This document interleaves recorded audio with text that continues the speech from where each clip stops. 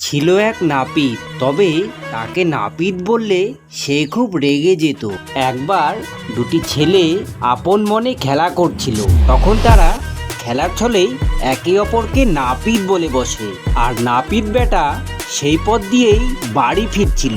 এ কথা শুনে সে ভেবেই নেয় হয়তো তাকেই লক্ষ্য করে ছেলে দুটি এ কথা বলেছে।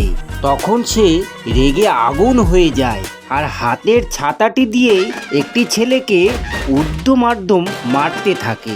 তবে হ্যাঁ, এই নাপিতও একদিন ভুল করে বসে।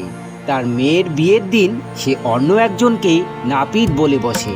আর এটা শুনে উপস্থিত সকলেই তাকে চেপে ধরে যে তাকে নাপিত বললে তো সে রেগে আগুন হয়ে যায়, তবে এখন কেন সে অন্য লোককে বলছে এ কথা। তখন নাপিত বেটা অন্যকে নাপিত বলার জন্য সকলের কাছে মাপ চেয়ে নেয়।